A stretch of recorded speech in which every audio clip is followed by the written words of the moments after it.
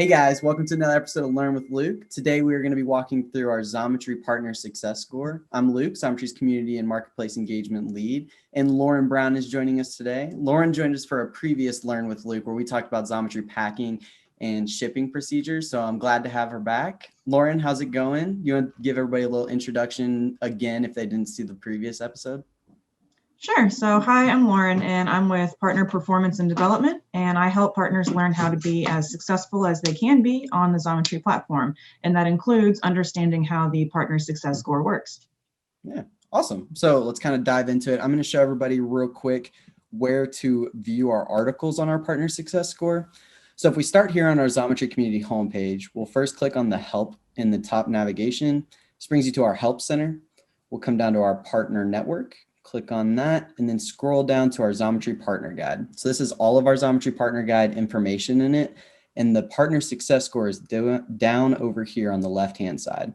So this gives you a little breakdown on the Partner Success Score and viewing jobs currently affecting your score. So let's kind of dive in a little bit deeper on that with Lauren. Lauren, so first question I kind of got for you is, can you give everybody that's watching a little introduction into the Partner Success Score, kind of what it is and why do we use it at Xometry?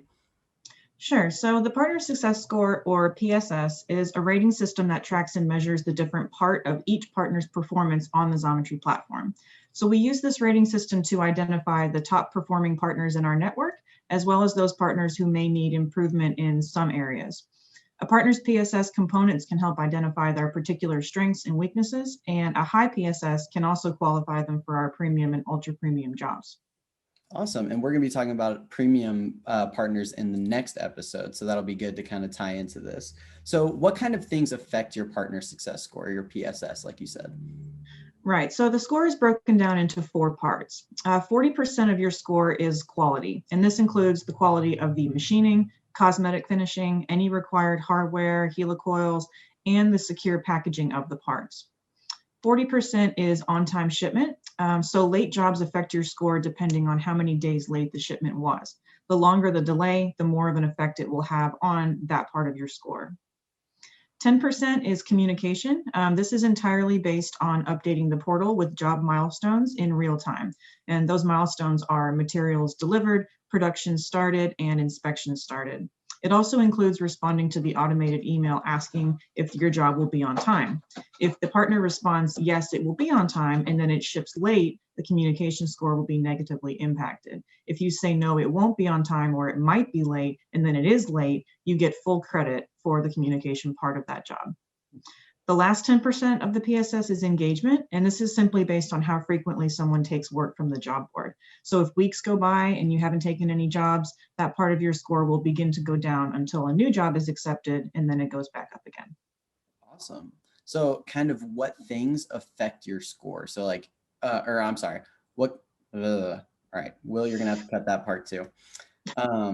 What kinds of things does your score affect? So does it affect like the types of jobs you can get or the maximum amount of money per job or other things?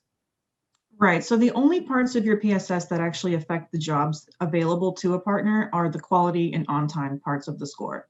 So if you have a high quality and on-time score, it will qualify you for premium or ultra premium jobs, which are reserved for our most trusted partners with consistently great performance in those 2 areas.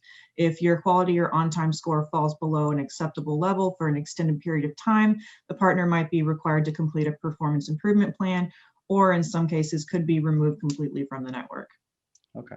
So what is the date range that the partner success score uses to compute? It's like how far back of completed jobs and stuff does it look at?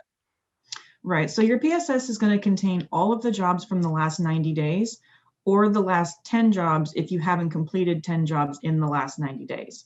Okay. So if you haven't taken 10 jobs since last year, your PSS will stretch all the way back to your last 10 jobs. After 90 days, jobs will fall off of your PSS unless an event like an RMA occurs. If an RMA occurs after 90 days, you'll see that job pop back onto your PSS. Okay, cool. So how can partners view their score? Right, so when you're in the partner portal, you just click on the little 3 lines next to the Xometry logo at the top left, and the very first option is My Scorecard. If you click on that, it will show your scorecard, plus the detailed components and graphs to show a visual of your performance over time.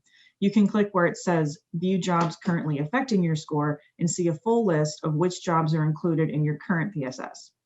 Little green up arrows mean that the job positively affected your score, and red down arrows means that it negatively impacted your score.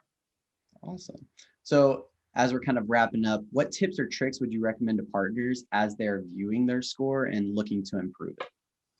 So keep in mind that jobs drop off your score after 90 days, which can make your score suddenly go up or down depending on how those jobs were affecting it.